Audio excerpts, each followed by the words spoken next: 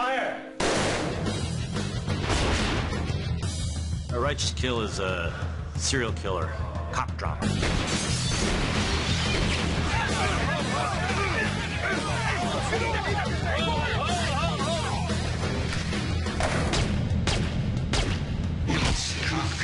Get your hands off me!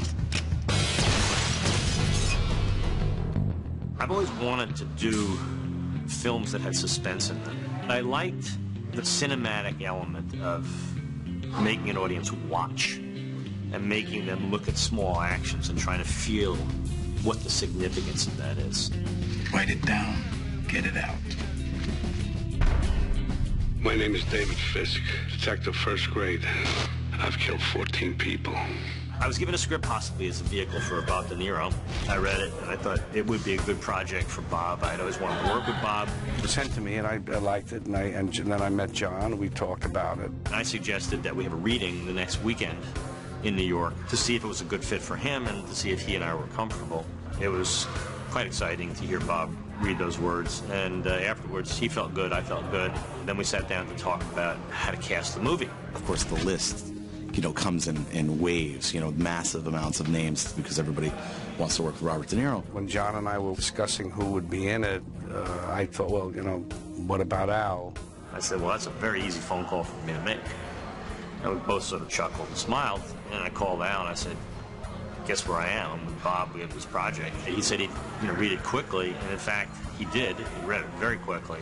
And he called me the next day and said, okay, I'm going to do it. It was just sort of like serendipitous. I think it was kind of, the classic sort of lightning in a bottle. It just kind of worked. You have these two very iconic actors doing what they do really well, which is good urban dramas. All right, you don't believe in miracles?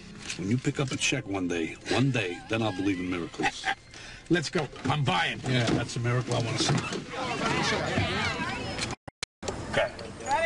Very good, Shirley. Let's go again. The most important thing is you got Pacino, De Niro in actual scenes talking. I mean, this is history, it's legend. We weren't actually in Godfather 2 together, but we did Heat. I guess it's about 13, 14 years ago.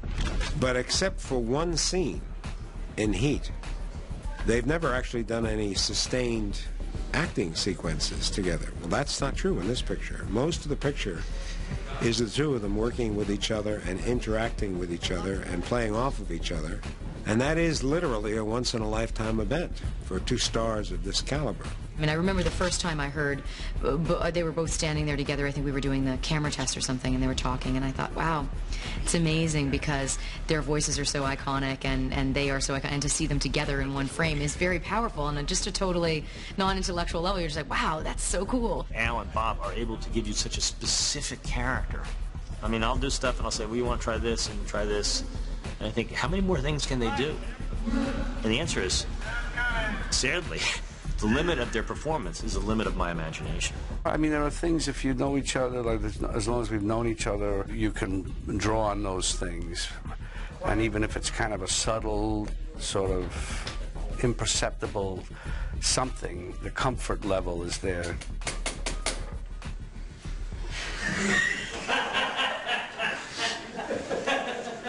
Well, it was funny because, the original script had about 1/8 of a page of the guys fire some guns, and when we went to the firing range, I think it really hit on John that there's an opportunity here to be able to set up who these guys are in a very simple way. 3, 2, 1, fire! Beautiful cut. Sometimes the chemistry, the alchemistry almost, of the Bob and Al in the story changes it to something different. And you have to see not what you intended, but what's there as well. You can see Al and Bob with those guns firing, and you can see the camaraderie, but it's much more than that. It's almost kind of an anthropomorphic evocation, of what a gun is to a cop. You like carrying a gun? There's nothing wrong with a little shooting as long as the right people get shot. What about the badge? The badge is nice, as long as it comes with a gun. Obviously, Al Pacino and Robert De Niro, I mean, it's an incredible, just alone, that's amazing, but also Brian Dennehy and John Leguizamo and Donnie Wahlberg. I mean, it's just an extraordinary group of people. When we did the round table scene, I mean, somebody said to me on set, it was like an actor's Knights of the Round Table, and I said, wow, They could have said it was like the two chiefs and a bunch of little Indians, but you know, to be sort of thrown into that as one of King Arthur's boys is very flattering to me. The conference room scene, I thought, well, this is a good way to shoot this, you know, because I had 2 cameras on a circular track. It's kind of unusual way to shoot something, but it allowed me to cut from the same person, you know, with different angles at the same time, which I thought was kind of evocative. And then the question is, can I capture the moments of discovery, you know, on camera? Create the world, the canvas, where they can paint and be there when that brush hits the canvas. Hard marker.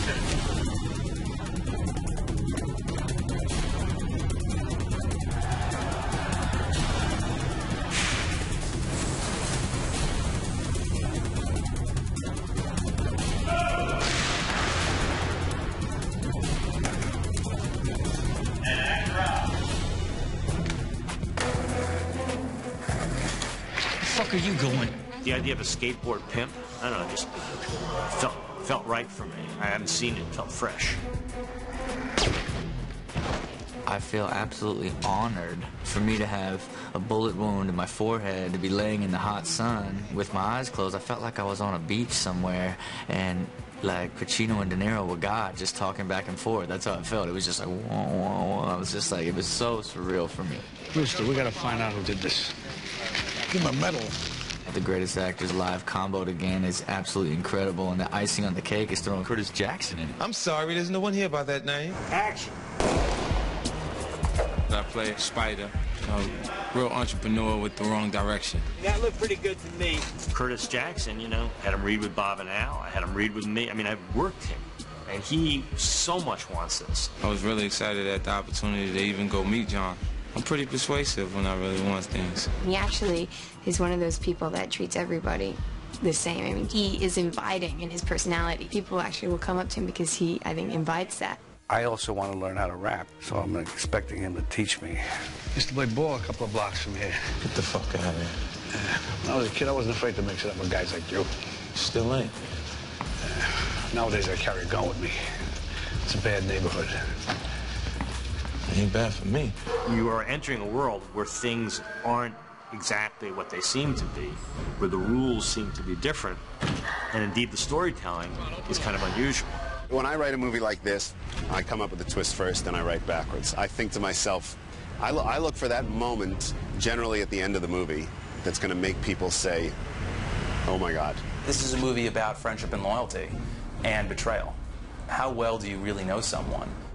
There's some disturbing coincidences in these murders that begin to suggest that there may be some involvement by a police officer. But these bodies are starting to smell.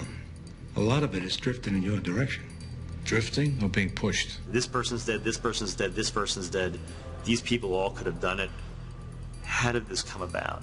John had met with police psychologists. He had done spent some time with homicide detectives. We went to where they hang out and have drinks at night. We have Neil Carter, who was a homicide detective and has done this a little bit before with movies. There's a day in every cop's life where he thinks, you know what, somebody needs to take this person out.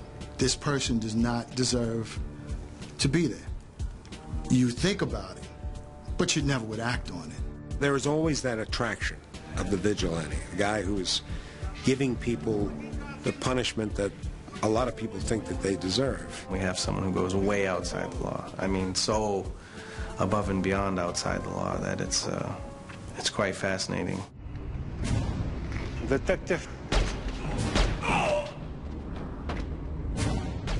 Rooster is a detective who got to the point where he realized he wasn't really making a difference anymore. And that's a hard thing for, I think, a cop to realize, that every day they're showing up and they're putting another guy in jail, but are they really making a difference? There have been cases that we've taken to the district attorney's office and they weren't willing to prosecute at the time.